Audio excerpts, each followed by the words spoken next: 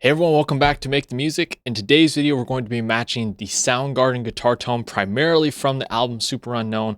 We're going to be taking a look at a couple riffs from the track Black Hole Sun. I think that's a perfectly embolizes and epitomizes the Soundgarden guitar tone and sound.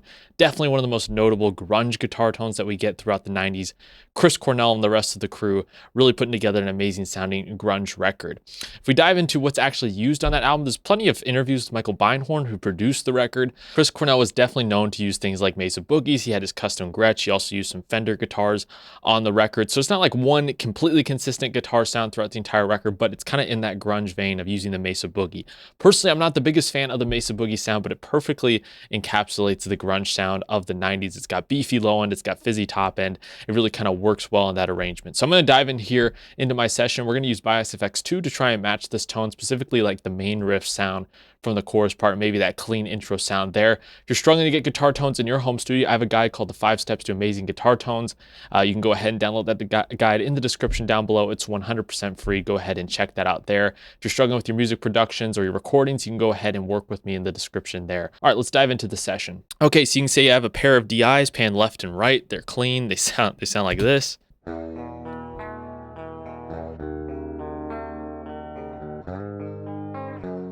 Okay, so no plugin on them yet. Let's go to our amp sims here. I'm going to be using Bias FX2 for this one. If you're interested in checking out any of my other tone match videos, I've got a whole playlist there with a bunch of different tone matches so you can learn to get your favorite guitar sounds in your recordings. Okay, so now I'm going to... All right, we've got a reverby blackface sound. That's not what we're going to be rolling with, so let's go ahead and replace the amp. We're going to be looking at the Mesa Boogie. That's going to be in the high gain section here. 92 tread plate is what we're going to be looking at.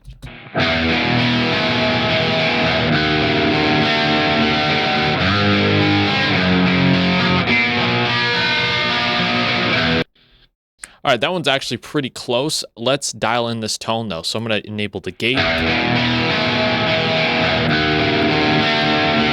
I record these DIs with a Les Paul style guitar, so they definitely got that mid-range push. So it's going to nicely complement with the Mesa Boogie, which brings a lot of girth and bottom end to the sound. I'm using the Mesa Boogie cabinet. Before we commit to that, I'm going to try one other cabinet. I heard they maybe use Marshall cabs on the record, so let's try a greenback. It actually doesn't sound bad. Let's check out the vintage 30s.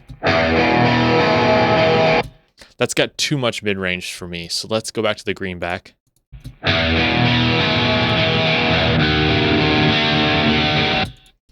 going to shoot it out one more time with the tread plate speaker. My opinion, this Mesa cab I don't think can be beat. Let's mess with the mic position. This would be too thin if I had the mic position this far away. Yeah, so let's bring the mic up. I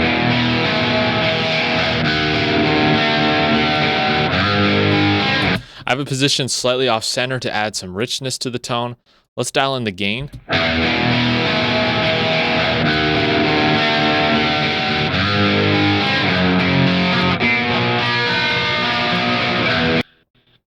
So I like the sound overall. I want to add some general compression to what's going into the amp itself. So I'm going to use this blue compressor here.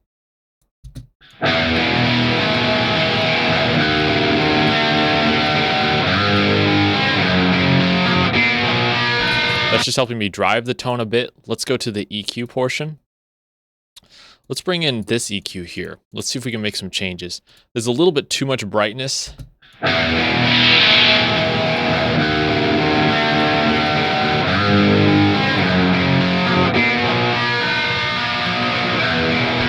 So stripping a bit of like 3K out of that. Let's bring in the EQ 10. I'm going to low cut everything below 80. High cut everything above about 16K.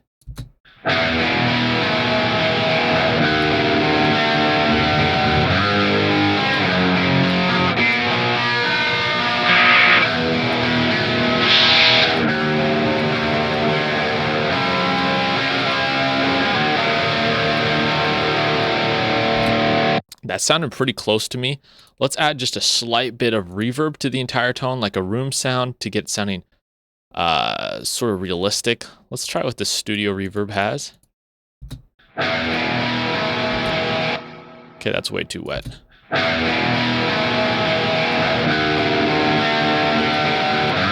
The key with reverb on guitars really is to be as subtle as possible. You don't want to overdo reverb on guitars. It's going to sound way too washy, not have the attack, unless it's a specific ambient effect.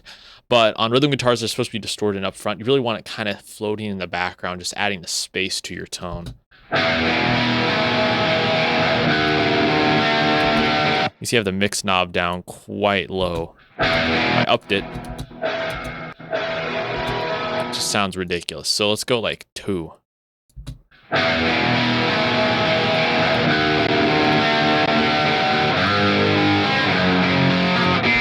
think that works well. Let's go to these final chords here. Here's it with the drums and bass that I've tracked.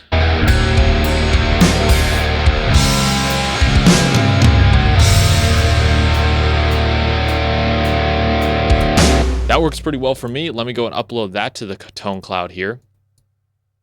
Share to tone cloud. I'm going to go Black Hole Sun, distortion. I'm thinking let's go with the rock category for this one. Soundgarden. So I'm going to upload that. Now what I really want to zero in on actually is the sort of clean intro sound that we get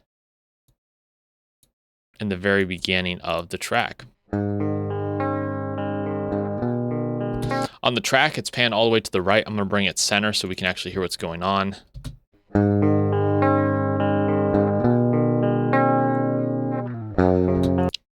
For this tone, I'm going to use amplitude 5. Just to give a little variety to what we're doing here. Show that hey, it doesn't really matter what amp sim you have. They all have sort of the same emulations and the same amps. It's just really about dialing the tone in. Same thing, I'm going to go with the Mesa Boogie. They've got a lot of options here, but I'm going to go with the... Yeah, they have a lot of different Mesa models. I do think they have I thought they had a dual rectifier. Well, they have a triple crown model as well. Let's see if we can get something out of this one. Obviously, the modern tube lead would be pretty close to the Mesa. Oh no, I don't want to use the metalhead. Let's go back. Triple rectifier, there we go. That's the model I'm looking for. That's super distorted. Let's go to a clean channel.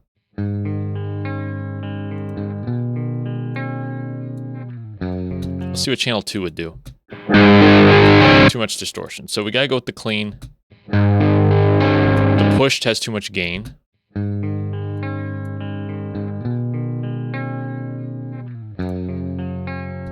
We got the Mesa cab, I'm fine with that. There's nothing wrong with this tone, it's just, it sounds too much like a DI. I definitely need to add just maybe a little boost to this. So let's see if I can find like a boost pedal or a compression pedal or something like that, just to give the tone a little more consistency. Let's see, they have the compressor here. Let's go and take a look. Dynamics, the Black 76. Let's put that before the amp.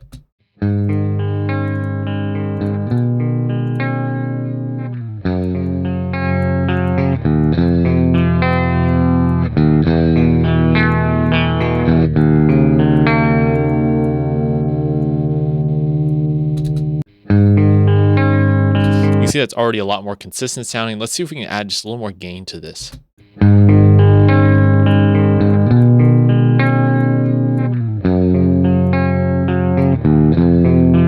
If you listen to this track on the record, it's a super clean sounding. It's a very clean sounding amp track. You get that slide guitar going on the opposite channel, but there's not a lot of gain on this one.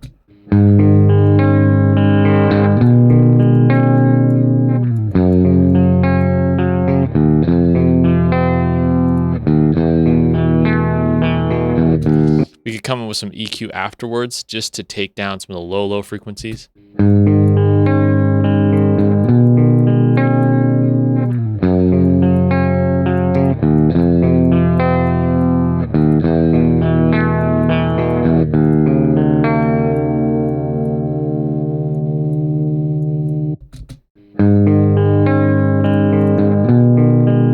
To me, that's pretty darn close. I used the triple rectifier model on channel 1.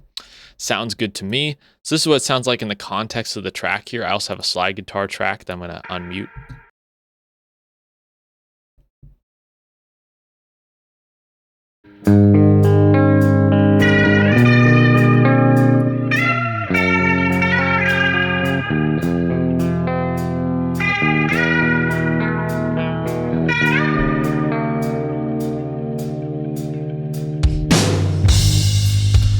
good for me. Let's go back to that distorted tone.